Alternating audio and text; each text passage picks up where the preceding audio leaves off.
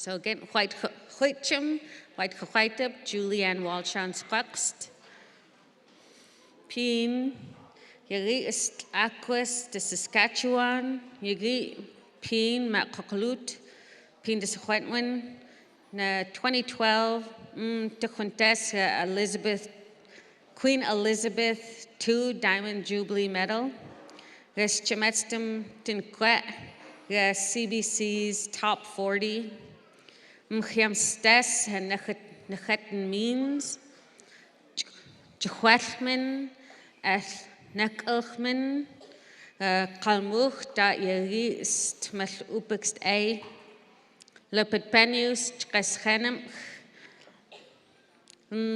Chikuntes, met Qelmucw Canada, SBC, Chikuntoch, some Collins, the Yards, the Schmemmels, Tutuwiu, the Secwepemc, Chachmintum, Cookbeats, Cowessess, the Qelmucw Cadmus, Delorme. Our first presenter this morning started his career as a student in Saskatchewan. In 2012, he was awarded the Queen Elizabeth II Diamond Jubilee Medal for his student leadership. He's been named as one of CBC Saskatchewan's Future 40. It celebrates the leaders, builders, and changemakers under the age of 40. Last year, our guest nation signed an historic agreement with the federal and provincial governments. It provides complete decision-making power over the nation's children and youth. Ladies and gentlemen, please welcome from the Cowessess First Nation, Chief Cadmus Delorme.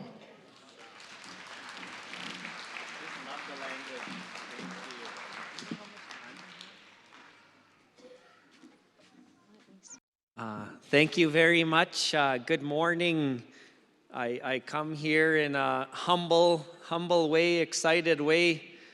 I come from the other side of the mountain in Saskatchewan. I thank the ones that rendered prayer this morning. I recognize the leadership, our survivors that have showed us perseverance, for all you have endured to show our young generation that we're still proud and we're still here.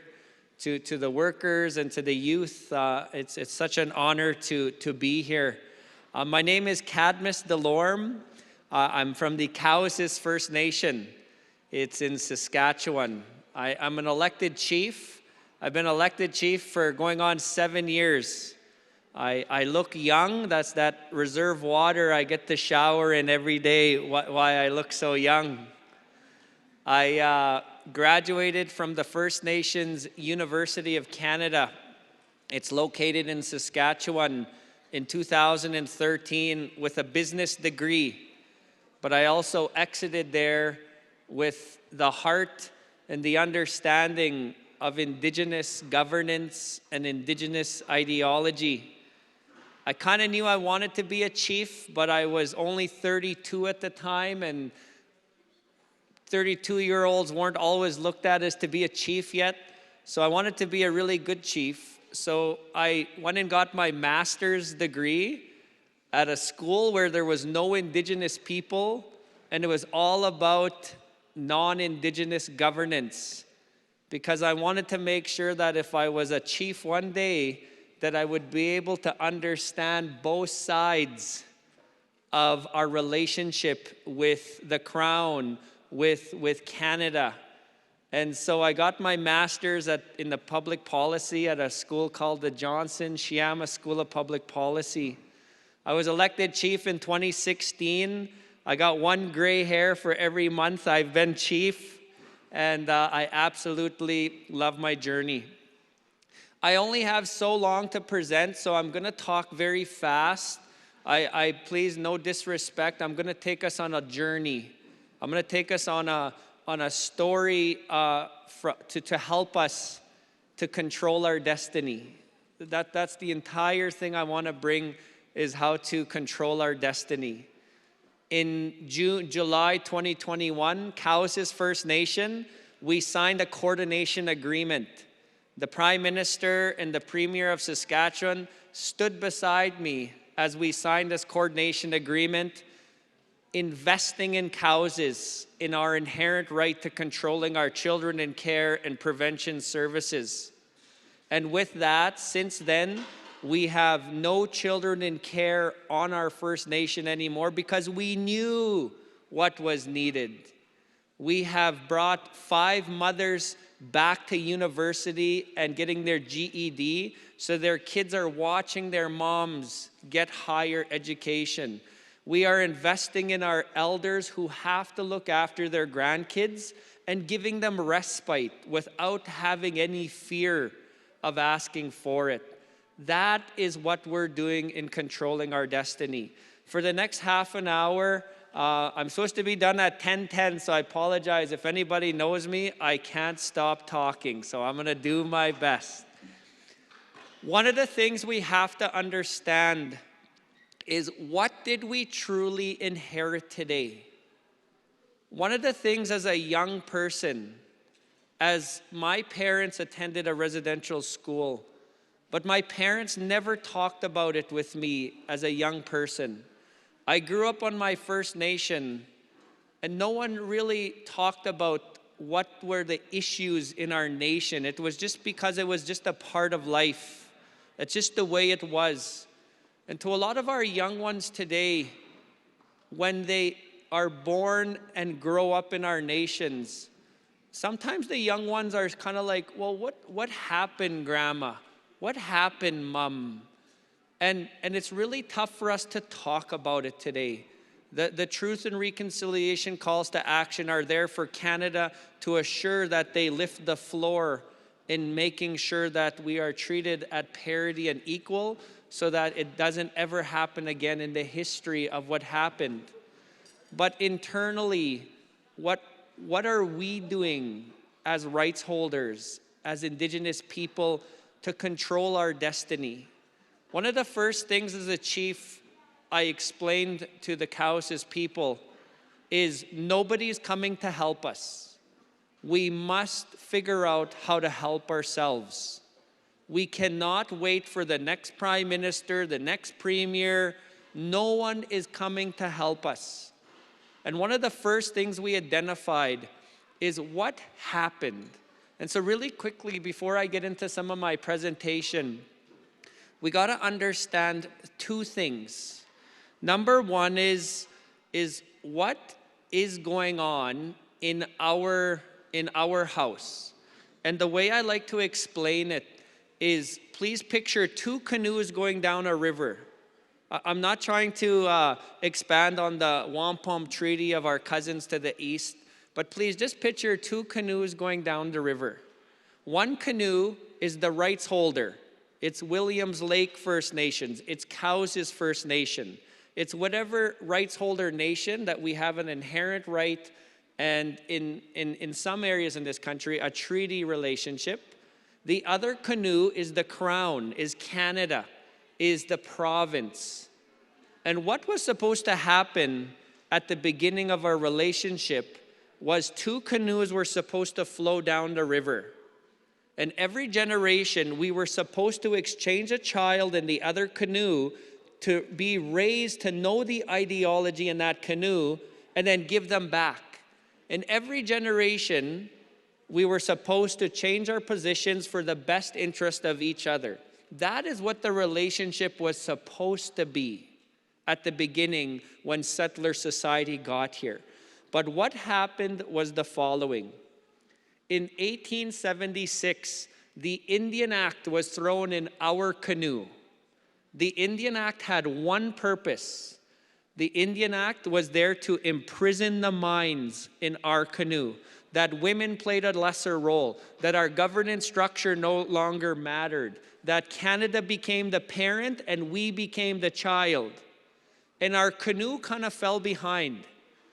After that, the residential school was thrown in our canoe. The residential school had one purpose in our canoe, to try brainwash in our canoe. And that's where the vertical lineage kind of broke down. That's where our language kind of went to sleep. And that's where our kinship and our love and relationship is now needing repair. And that is where our canoe is right now. We're kind of not at parity with Canada. We're not asking Canada to slow down. We're not asking Canada that we're going to go down another river. We're not telling Canada to go back to Europe. At least I'm not. I know a couple people are, but I'm not.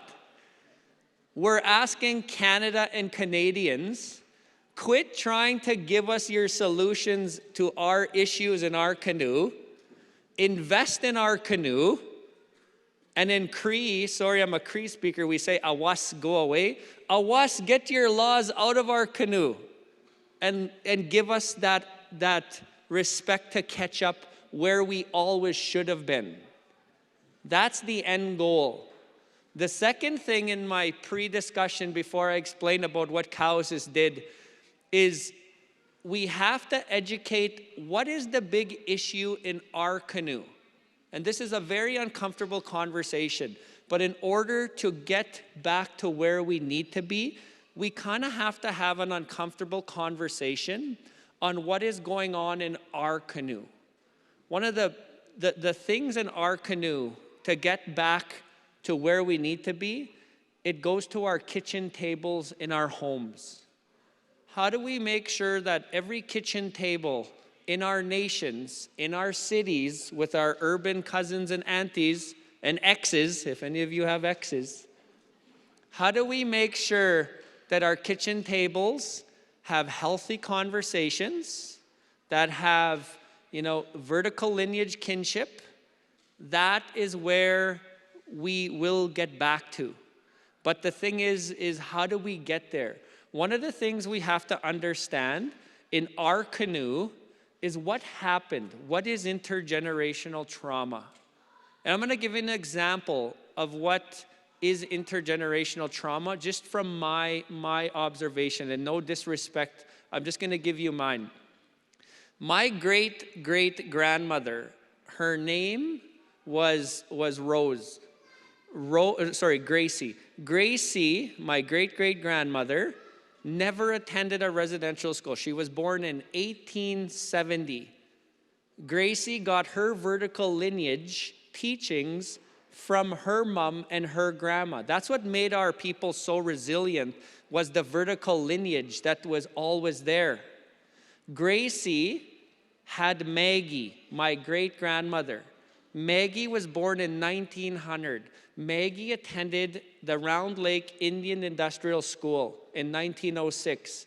Maggie should have got Gracie and her grandma's vertical lineage teachings, but Maggie didn't. Maggie went into horizontal survival mode. Horizontal survival mode in the best that she could survive in what she endured. Maggie had my grandma Evelyn. Second generation in my maternal side, Evelyn should have got Gracie and Maggie's vertical lineage teachings, but it was somewhat removed because Evelyn, second generation, horizontal survival mode. Evelyn had my mom Charlotte. My mom Charlotte should have got Maggie's vertical lineage teachings, Evelyn's vertical lineage teachings, but Charlotte didn't. She went into horizontal survival mode. My mother had me.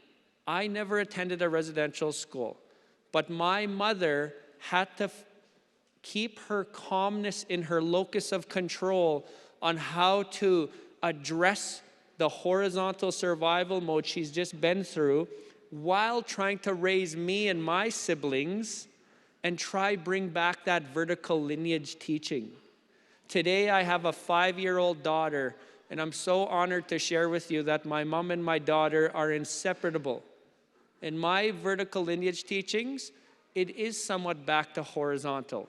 But what is happening in our communities and our citizens today is in 2022, some families, the vertical lineage is still there.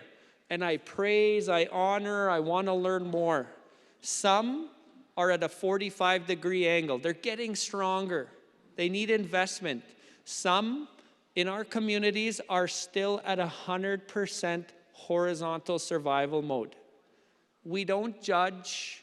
We don't come with the solutions. We better understand. And as chief and council, because of the Indian agent mentality, we have somewhat now as chief and council have to endure some lateral violence and trying to manage poverty.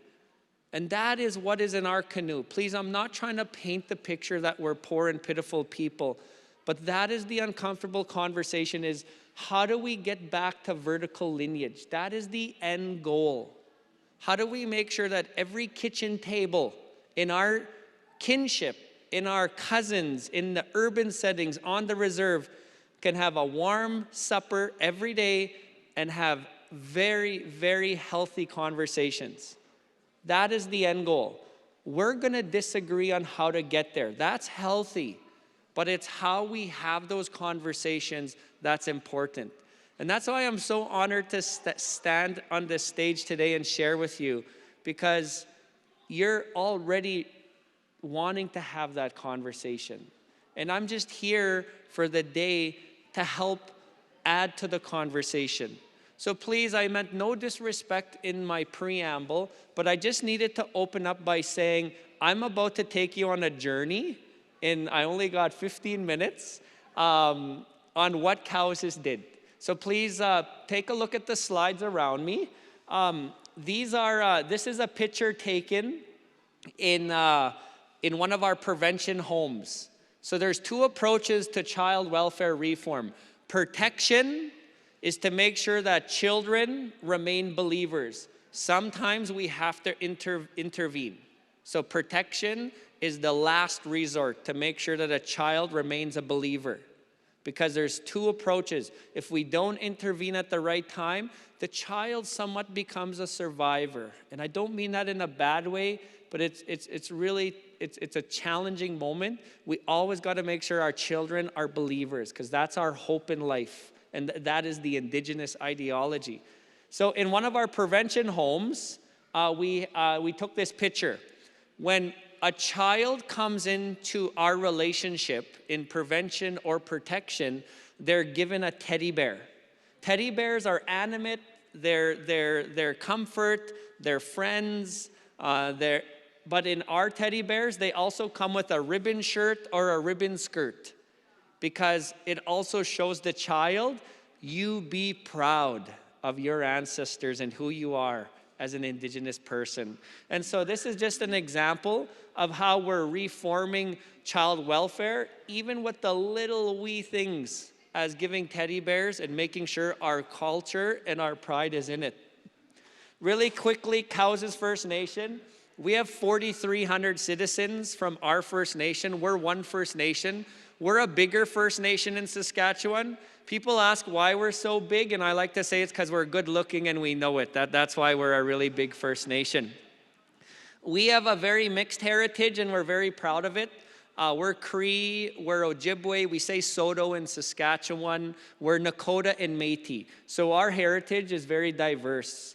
I'm just gonna move on. One of the things about child welfare reform, it's bigger than just child welfare reform. The first question you have to assess in your canoe is your governance structure truly ready for jurisdiction?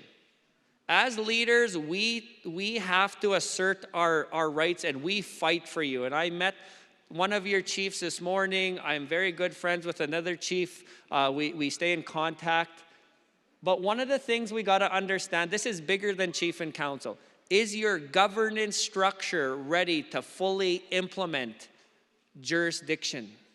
Because right now, Indian Affairs, the Indian Act has kind of taught us to always think the government's always going to have our back, and always talking about, well, you're not even showing us the audits and you don't even have band meetings. Like, we got to get bigger than that. This is the Cowessess governance structure. And we had to adjust our governance structure to prepare for child welfare. So before, it used to go just chief and council were everything. Chief and council were the housing board, we were the economic board, we were it was just overwhelming. We had our hands in the cookies and all the administration. And please, I'm not trying to say that's a bad thing if that's what's going on, but we had to re-govern ourselves. Chief and council are elected to run the affairs of the nation, to run the affairs. We empower Chief Red Bear Children's Lodge through a board. We empower our Cowessess Ventures, our economic board. We appoint the board members. We have our own judicial system called Eagle Woman Tribunal. So the thing I'm trying to get at here is, if you're truly going to do this, which I hope you are, because I'm going to tell you why it's so amazing, just make sure that you have that conversation. Is your governance structure ready for this? Because that is where sometimes some of it breaks down and you don't get to the end goal. It's not because that you don't have all the right laws to do it, but your governance structure isn't in line with it. Really quickly, why does the government think that they have jurisdiction over your children in care? Where did we tell the government of Canada and the provinces, here's our children, you look after them? We never did that.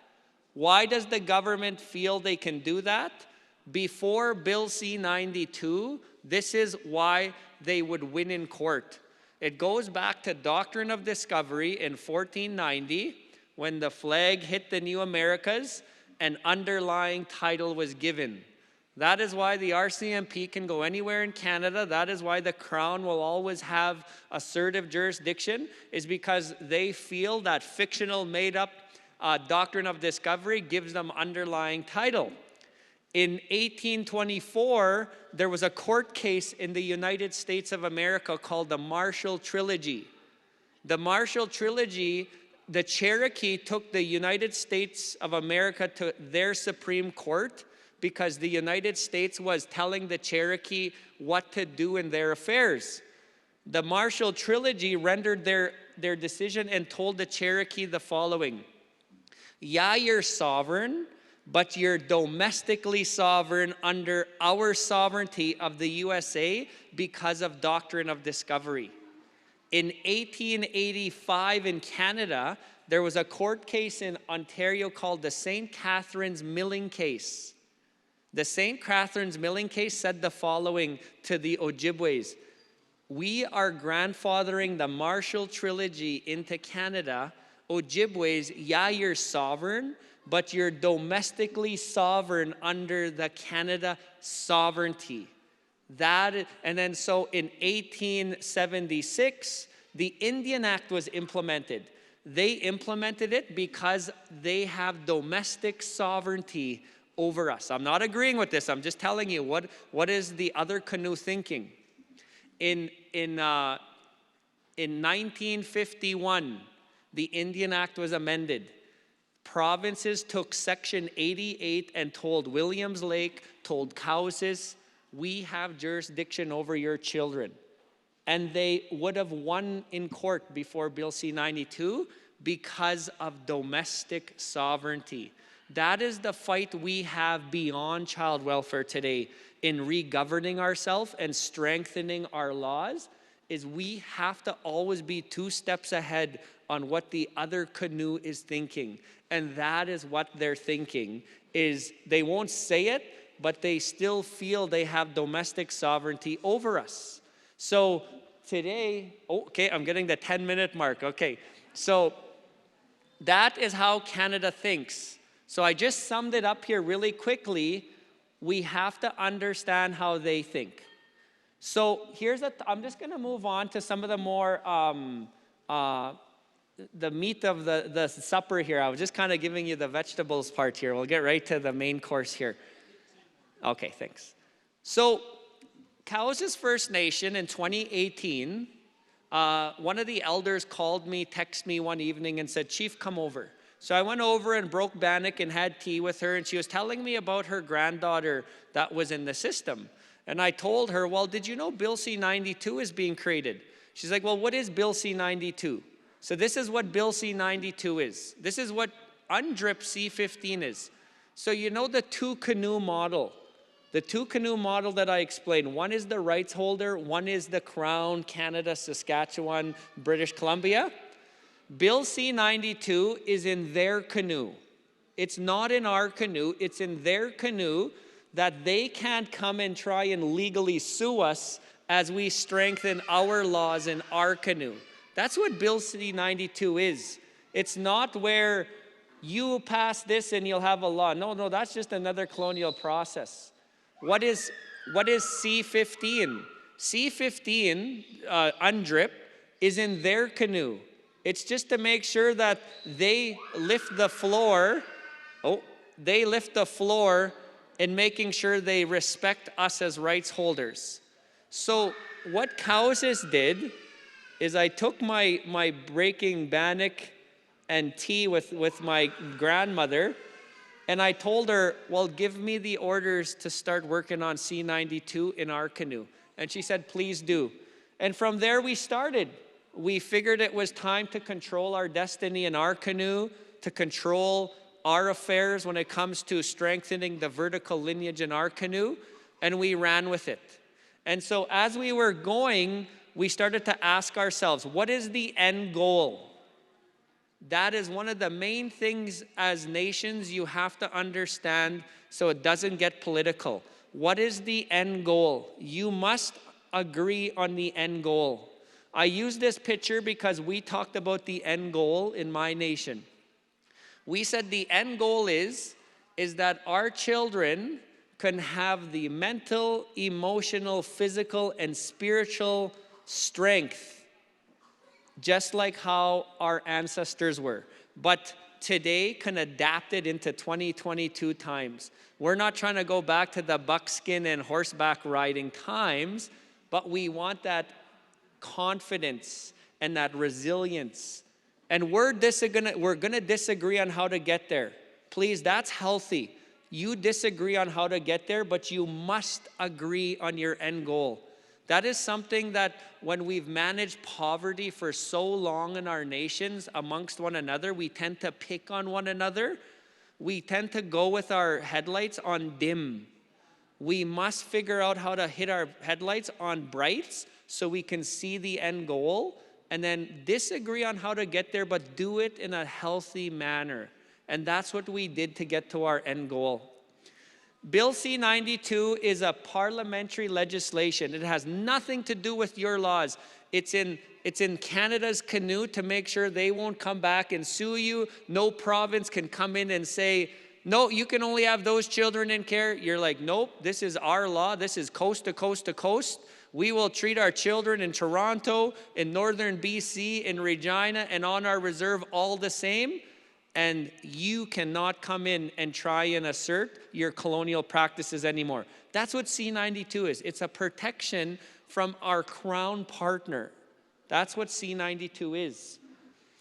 You gotta make sure your stages are in order. Please, I'm a recommending body here. I'm not coming in trying to tell you what is right and wrong, but I'm just giving you some really good examples. Many people who are introducing this kind of laws, you start at number 3 or 4. You start at creating your strategy and your policies. No, you gotta start at making sure you assert your jurisdiction first. That's where sometimes it breaks down, is you don't start at number 1. We usually start at 3 or 4, and then when we get to 5 and 6, we're like, okay, we're kind of confused now. You gotta start with establishing your jurisdiction. And I'm leaving this PowerPoint here too, please. I don't want to make sure that you're taking pictures. I'm thinking you're taking pictures of me, but you're probably taking pictures of that. This is one of the main things. I got 3 more important things to drive to you, and I got about 10 minutes left. When we started creating our law, we gathered in rooms, and we started having uncomfortable conversations. We created our law from a blank piece of paper. The first thing that we had to discuss is protection. What is, when you define, if you in this room get to define what is, when you talk about clarity of care provider, of foster care, what is it to you? Not how the province defines it. What is it to you? We discussed on Cowessess that sometimes if there was too much kids in the home back in the day, you would just grow up at auntie and uncle's house. There was no paper sign, you just grew up there. Sometimes the kokum and mushum, grandma and grandpa, would get the firstborn, That was kind of the community, the tribe's way. We made sure we respected that in our law. You get to define care provider. Then reasonable efforts and ongoing assessment. The moment a case is opened, the moment a call is made and someone shows up, and just to let you know, we don't call our people social workers, we call them aunties and uncles. When auntie or uncle show up, when a call is made, how long do you want to work on reasonable efforts before you have to understand option 2 or 3 might be better? You get to define that in your law. Substantive equality. This is the most important part of vertical lineage. How do you make sure similar outcomes? One of the things we discussed is how every family is at a different healing journey in their vertical lineage. And I'll give you a really close example. My daughter's 5 years old. Her mom and dad have a disposable income where we can take her swimming on weekends. My daughter's best friend in kindergarten comes from a single parent with 4 kids. My daughter's best friend cannot go swimming on weekends all the time because disposable income is different in that house. In our approach, we give that single mom credit to a hotel so she can go swimming. And then what happens is someone comes to me, Chief, I voted for you. You gave them a room, I want a room too. We're like, hey, wait. That family has a little more inequality than your house. It's not always about fairness. It's making sure that everybody, every child has that equal opportunity to be a believer, and at school they can talk about swimming that weekend together. That is what substantive equality and similar outcomes is. And so ensure intergenerational transfer. What is intergenerational transfer? We talk about trauma, which is really important, but the opposite is what is intergenerational transfer. We defined it on Cowessess in our law. 0 to 8, make sure that child is pure. Let them be pure, let them run, let them, yell at us from the bleachers in this place. Let that child be pure. But from 8 to 17, we must teach our children right from wrong. Whose responsibility is it to teach our children right from wrong? It starts at the kitchen table, but we got to understand not every family has the strength of vertical lineage. What role does our education play? What role does our child welfare reform play? What role does the external family play? We must make sure we teach our children right from wrong. That's intergenerational transfer. At 18, it takes women 1 year to attain adolescence. It takes men 6 years to attain adolescence. And as funny as that is, if they had Facebook when I was 21, I don't think I'd be a chief today. That's just the reality. That's why women are our true leaders, is because of the adolescence and the quickness they do to mature. It's not a bad thing. I'm not trying to chalk up men in here, but the thing is, it takes us longer to hit adolescence. We put that in our law. We're not shy to talk about that. That's why we make sure that our children are looked after to the age of 24. When the government asked us that, we said because of intergenerational transfer. Do you have any questions? And they're like, no, we don't have any questions on that. 24 it is. The thing is we explained it through our approach. Lastly, you must identify your loss of control in your nation. This is where every nation is unique. You must talk about it for your law. Loss of control in political. How do you make sure the chief can't go in there and just obtain confidential information? You got to have a protection line there. How do you make sure every election the board just can't be fired? You got to put that in your law. Unfortunately, our politics in our nations, as beautiful as they are, they sometimes hinder us a little bit because of colonization. So you must make sure your loss of control in political is there. The role chief and council play on Cowessess is we appoint the board members. That's our biggest role. We appoint the board members when their term expires. The board picks the CEO. The CEO works with the staff. The CEO has final and binding decision-making authority. She does not have to go to the judge. She does not have to go to the chief. If she feels a child needs to be intervened at 4 p.m. on Friday, she makes the final decision making. We did that to keep it simple. We do have a judicial process to for anybody to question it. But we did that because right now in the ministry level, for a social worker to come in, they need permission from a judge, they need permission from the minister, and by then we kind of failed the child if that's the challenge. So you must keep it simple. Your loss of control in language. How do you make sure we quit saying social worker? Call them auntie and uncle. Give it more love and relationship. If there's one thing the Indian Act took away from us, it's our love and relationship in our laws.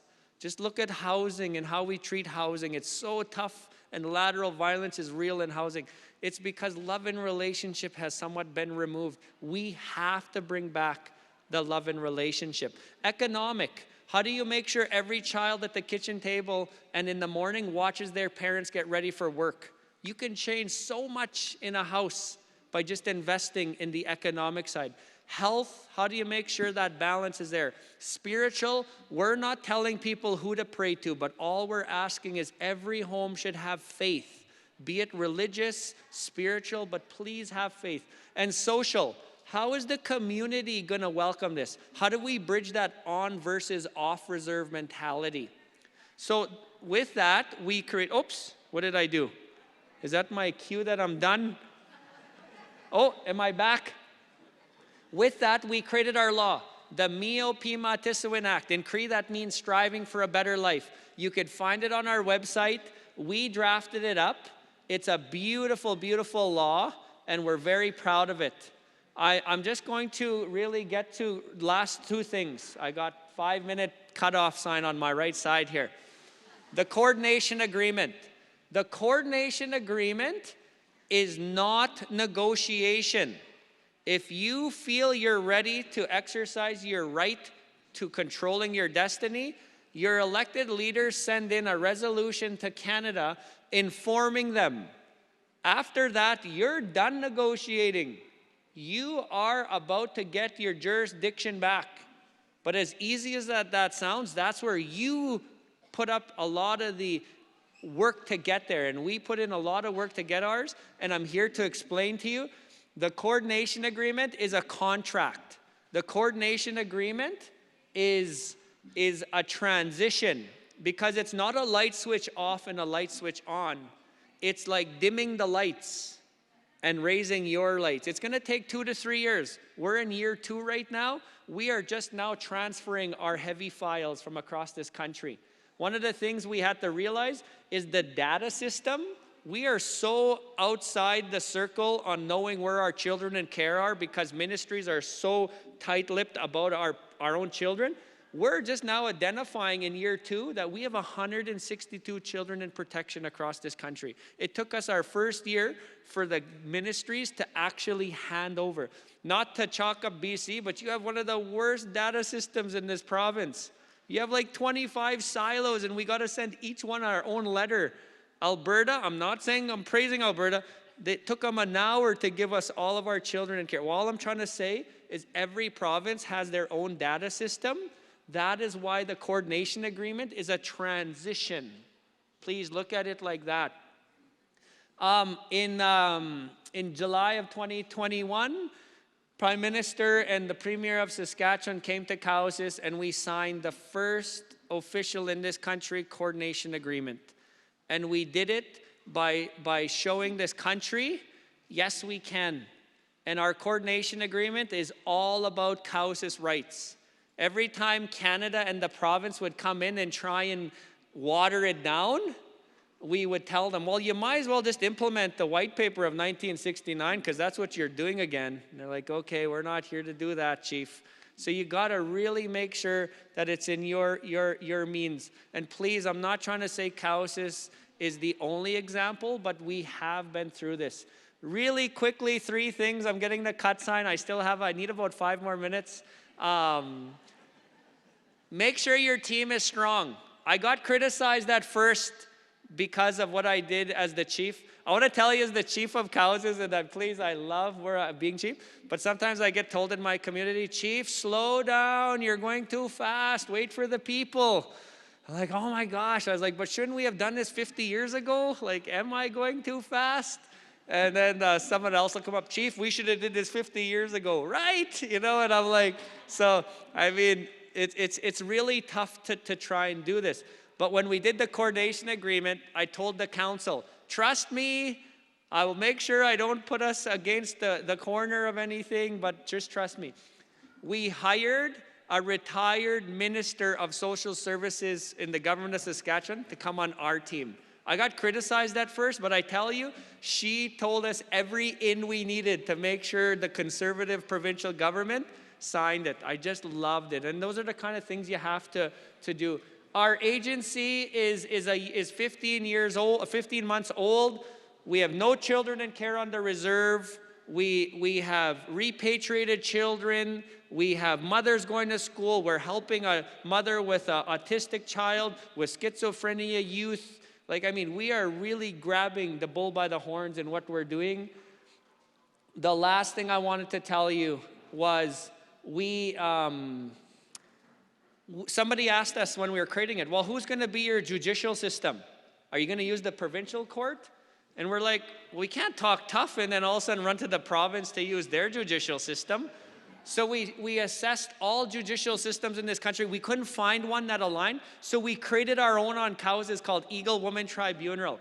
Eagle Woman Tribunal is the appeal process to all children care. If a child is apprehended in Toronto, in BC, on the reserve on Cowessess, we treat all of our children the same. Nobody could intervene. If anybody challenges us, they have to use our judicial system. Our judicial system is not adversarial. That's what we're used to in this country. Adversarial means if we're at an equal setting and grandma has budget for a lawyer the way the ministry does, sure, adversarial will work. But adversarial judicial system means that whoever has the better lawyer wins and the judge just sits there mostly and plays a passive role.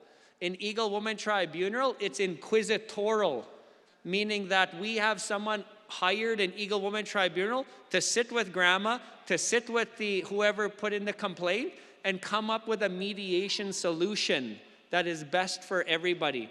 It's 100% it works. My absolute last, I'm going to leave you with a funny story. In July, Justin came to Cowessess, and we each had to give a speech. And so I went first, Justin went second, Scott Moe went third. And I'm not trying to sound high on a horse, but I gave a pretty deadly speech. And when I was done my speech, I walked over, it was in our Powwow Arbor, and Justin was sitting there. And he's a real personal guy. I know some of you met him in the room, but he stood up, and I stood up, I was walking, and he grabs me, and he pulls me in. And my first reaction was to put my hand behind him. I don't know why, but I put my hand behind him. And he says, did you write that speech? And I don't write my speeches. I was like, no, big guy, it's all from the heart, I told him. It's all from the amazing, he said, amazing. Later that night, my wife and I were in bed, as any married couple does before bed, you're on your phone. And it's my first time looking at my phone all day because I was so busy. And my wife showed me this picture. She puts it in my face, and I'm like, oh, cool. And she says, I wish you looked at me the way you looked at Justin. And I told her, well, if someone just gave you $38 million, you'd be looking at them like that too. Hey, it's been an absolute honor sharing with you, Nanaskaman. Thank you.